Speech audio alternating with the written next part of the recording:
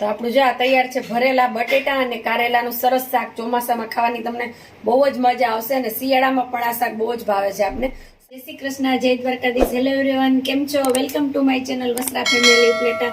તો આજે આપણે કંઈક નવીન જ બનાવવાનું છે. નવીન મીન્સ કે રેગ્યુલર હોય જ છે, પણ કંઈક અલગ રીતે આપણે બનાવવાનું છે. ભરેલા કારેલાનું આપણે શાક બનાવવાનું છે. એના માટે જો આપણે આવા કારેલા લીધા છે અને આ કારેલાને આપણે સુધારી એની છાલ ઉતારી આછી આછીને આવી રીતના રાઉન્ડમાં બટકા કરી લીધા છે. અને આપણે આમાંથી વચ્ચે જે બી હોય ને એ કાઢી નાખ્યા છે ચાકાથી. અને એ પણ હું તમને ખાસ શીખડાવું કે આ ચાકાની મદદથી આપણે આમ કરીએ ને એટલે બી સરસ બધાય નીકળી જાય છે. એકદમ આપણે ખોટી નથી થવું પડતું. અને બટેટાના પણ આપણે આવી રીતના બટકા કરી લીધા છે. બટેટા એમ સાથે નાખું છું કે નાના બાળકો હોય તો એ કારેલાનું શાક ખાવામાં આનાકાની કરે છે, તો બટેટા થોડાક નાખીએ ભેગા તો બાળકોને પણ મજા આવે, એ બાને એ પણ કારેલાનું શાક ખાય. તો આપણે આવી રીતના બટકા કરી લીધા છે. હવે આપણે આને બાફવા માટે મૂકવાનો છે. એમાં આપણે મીઠું એડ કર્યું છે કારણ કે કારેલા કડવા હોય છે, તો આપણે મીઠું એડ કરીએ ને તો એની કડવાશ જતી રહે. પછી આપણે પાણી એડ કરી 2 ગ્લાસ જેટલું પાણી એડ કર્યું છે. પછી આપણે એને મૂકવાનું છે બાફવા માટે. હું આવી રીતના ટોપલીમાં મૂકું છું, તમે કુકરમાં પણ બાફી શકો છો. અને આને બફાતા જો ટોપડી મૂક્યું છે એટલે થોડીક વાર લાગશે. કુકરમાં હોય તો 1.5 સીટીમાં જ 1.5-2 સીટી મારો ને તો ચડી જાય છે. કુકરમાં વહેલા ચડી જાય છે. તો આ કારેલા ચડે ત્યાં સુધી આપણે આગળની તૈયારી બધી કરી લઈએ. શાક આપણે કારેલાનો મસાલો તૈયાર કરવા માટે આપણે સૌ પ્રથમ સેવ લેશું. આપણે આવી ઝીણી સેવ છે એ આપણે ઘરે જ બનાવેલી છે. આપણે કોઈ ચણાના લોટથી કે ગાંઠિયાથી કે મસાલો નથી કરતા. આવી રીતના ડાયરેક્ટ સેવ હોય છે એનો જ આપણે મસાલો બનાવે છે અને બહુ જ સરસ શાક થાય છે. તમે એકવાર જરૂર ટ્રાય કરજો.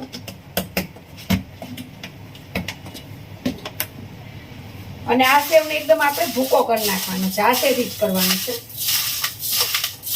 એકદમ ઝીણો ઝીણો ભૂકો આપણે કરવાનો છે.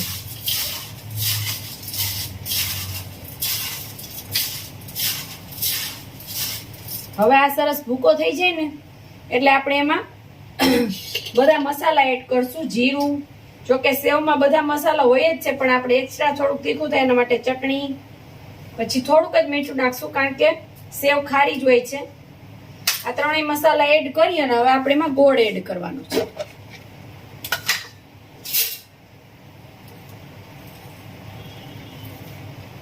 ગોળ તમે સ્વાદ મુજબ નાખી શકો છો. કોઈને ગળ્યું ભાવતું હોય ઓછું તો ઓછો નાખવાનો, અને જો માપે મેળે ભાવતું હોય તો આપણે 1 ચમચી જેટલું નાખશું એટલે થઈ જશે. અને પછી આપણે એને એડ કરી દેવાનું છે. પછી આપણે લીંબુ પણ એડ કરી દઈએ, પછી એને મિક્સ કરી નાખીએ સરખું. લીંબુ પણ આમાં જ એડ કરવાનું છે.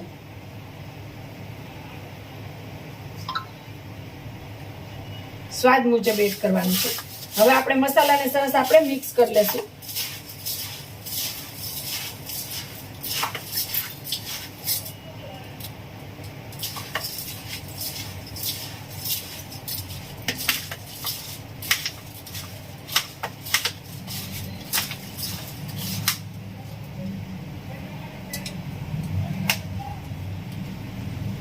ગોળ નાખ્યો છે એટલે મિક્સ કરતા થોડીક વાર લાગે, કારણ કે ગોળ આપણે તો દેશી જ છે એટલે એટલો બધો કઠણ નથી.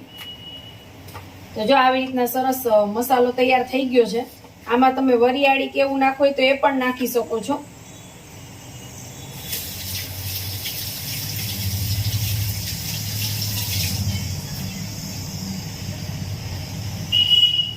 જો હું તમને બતાવું છું કે આપણે મસાલો જો આવો તૈયાર થશે.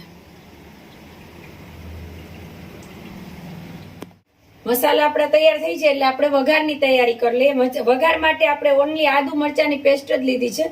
અને જો તમને ટમેટા ભાવતા હોય તો હું શાકમાં ટમેટા વઘારમાં ઉપયોગ નથી કરતી. ક્યારેક જ એવું શાક હોય કે એમાં ટમેટા જરૂરી હોય તો જ એડ કરું છું. એટલે આપણે આદુ મરચાની પેસ્ટ અને બાકી બધા મસાલા લેવાના છે. ધાણા, જીરું અને હળદર ને એ બધું. અને બાકી આપણે મસાલો તૈયાર કરીને રાખ્યો છે, એની જરૂર પડશે. બાકી વઘારમાં કોઈ વસ્તુની જરૂર નહીં પડે ને. સામાન્ય રીતે આપણે તેલ મૂકીને વઘાર કરી એમ જ વઘારવાનું છે. સૌપ્રથમ આ બફાઈ જાય ને એટલે આપણે એને ભરીને બતાવશું કે આપણે કારેલાને કેવી રીતના ભરીએ છીએ. પછી તમને આગળ બતાવીએ. ચાલો બફાઈ જાય કે નહીં આપણે ચેક કરી લઈએ કે કેવું બફાઈ ગયું છે. ફૂલ ગેસ હતો આજે, થોડુંક મોડું થઈ ગયું છે. તો આપણે જો કારેલા સરસ બફાઈ ગયા છે. હવે આપણે એનો વઘાર કરશું. વઘાર ચડે ને ત્યાં સુધીમાં આપણે કારેલા ભરાઈ જશે. સૌપ્રથમ આપણે તેલ મૂકશું.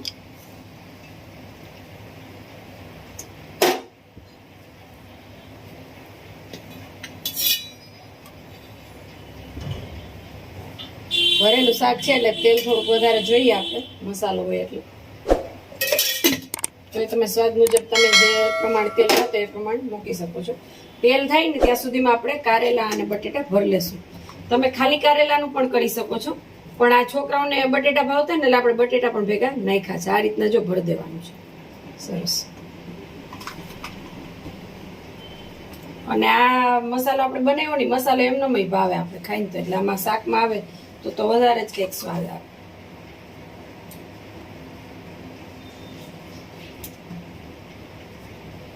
આ રીતના તમે બટેટામાં પણ ભરી શકો છો. બટેટા વધારે તૂટી જાય એવું થાય છે, કારણ કે સેવ સેજ મોટી હોય છે, એટલે આપણે એમાં થોડો થોડો જ ભરશું.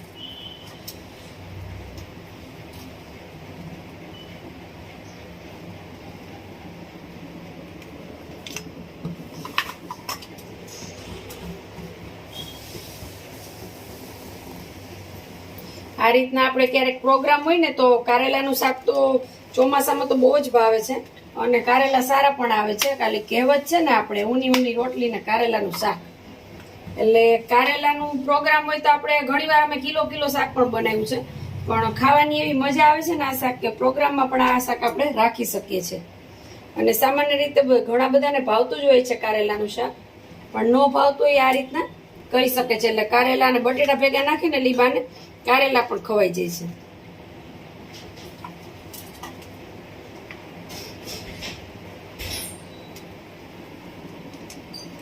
જો આપણે બધું સરસ ભરાઈ ગયું છે. અમુક બટેટા તૂટી ગયા હતા, પણ જે છે એમાં આપણે ભરી દઈએ છીએ, અને બીજા બધા બટકા એમને નાખી દઈશું આપણે.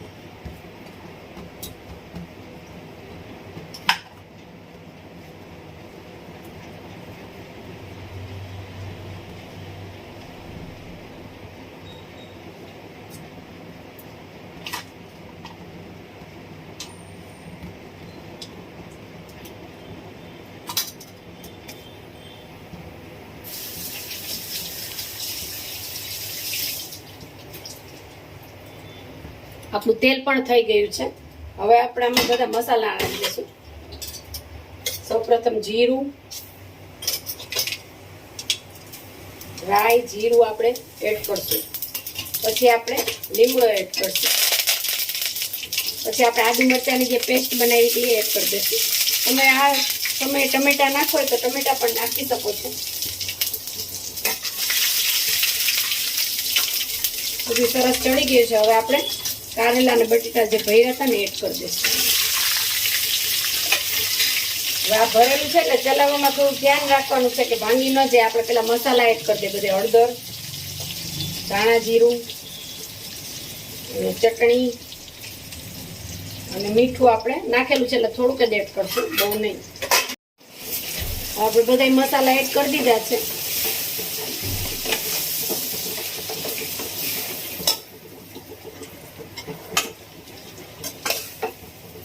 આ બધા મસાલા એડ થઈ ગયા ને પછી આપણે જે મસાલો વધ્યો છે ને એ ઉપર આવી રીતના એડ કરી દેશું, એટલે ખાવાની મજા આવશે.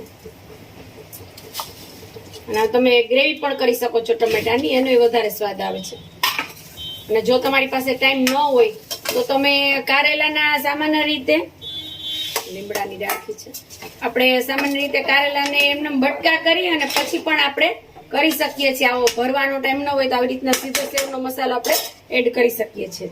તો આપણું શાક તૈયાર છે. ખાલી બફાતા જ વાર લાગે છે, પછી શાક તો ફટાફટ થઈ જાય છે.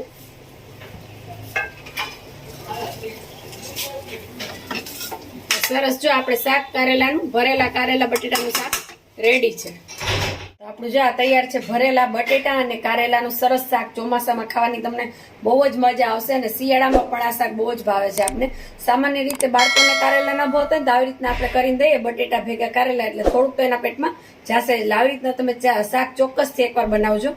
અને અમારા વિડીયોને લાઈક કરજો, શેર કરજો, કમેન્ટ કરજો. અને અમારી ચેનલ પર જો તમે નવા હોય તો અમારી ચેનલને સબસ્ક્રાઈબ કરજો. જય શ્રી કૃષ્ણ.